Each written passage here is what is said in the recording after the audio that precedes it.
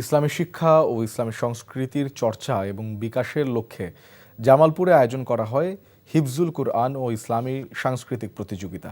এ উপলক্ষে জামালপুর সদর উপজেলার কটারবাড়ি এলাকায় দারুস সুন্নাহ সালাফিয়া মাদ্রাসায় অত্যন্ত ভাবগাম্ভীর্যে দিনব্যাপী নানা অনুষ্ঠানের আয়োজন করা হয়। জামালপুর প্রতিনিধি আসমাউল আসিফের পাঠানো রিপোর্ট। জামালপুর সদর উপজেলার কটারবাড়ি এলাকার দারুস সুন্নাহ সালাফিয়া মাদ্রাসায় যেন উৎসবের আমেজ। ময়মনসিংহ বিভাগের অর্ধশত স্কলার জামালপুর ও পার্শ্ববর্তী কুড়িগ্রাম, শেরপুর, টাঙ্গাইল, ময়মনসিংহ, নেত্রকোনা জেলার নানা প্রান্তের মাদ্রাসা শিক্ষার্থী, শিক্ষক, সাধারণ মানুষের মিলন মেলায় পরিণত হয় এই ইসলামী শিক্ষা প্রতিষ্ঠানটি।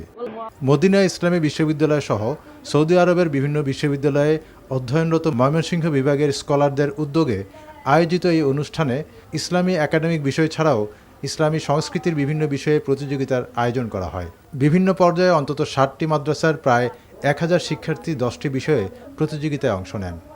এটি একাডেমিক লেখাপড়ার পাশাপাশি এটা ইসলামের ছড়িয়ে দেওয়ার জন্য এটা একটি গুরুত্বপূর্ণ অনুষ্ঠান। দারুস সুন্নাহ সালাফিয়া মাদ্রাসার অধ্যক্ষ ও সৌদি আরবে অধ্যয়নরত বৃহত্তর ময়মনসিংহ বিভাগ ছাত্র সংসদের সভাপতি ডক্টর শেখ সাদি বিন আব্দুর রশিদ আল মাদানী জানান, কোরআন সুন্নাহ অনুযায়ী সুন্দর সমাজ ও জীবন গঠন এবং সৌদি আরবের বিভিন্ন বিশ্ববিদ্যালয়ে স্কলারশিপ নিয়ে পড়াশোনায় আগ্রহ তৈরিতে এই আয়োজন।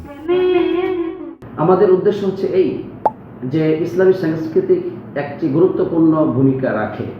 এটা অনেক মানুষ এই ব্যাপারে জানে না যে ইসলামী অনুষ্ঠানগুলি অনেক সুন্দর এবং সমাজকে অনেক কিছু উপহার দিতে পারে। আলহামদুলিল্লাহ, আমরা এটাই করতে চাচ্ছি যে ইসলামের একটি ব্যাপক প্রচার যেন এর মাধ্যমে হয়ে যায়, কোরআন এবং সুন্নাহর সম্মান যেন সবার কাছে পৌঁছে যায়।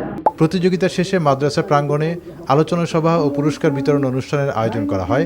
এতে প্রধান অতিথি হিসেবে ভার্চুয়ালি যুক্ত হয়ে বক্তব্য দেন সৌদি আরবের মদিনা ইসলামী বিশ্ববিদ্যালয়ের শিক্ষা বিভাগের প্রফেসর ডক্টর হুসাইন বিন নাফফা আল জাবিরি।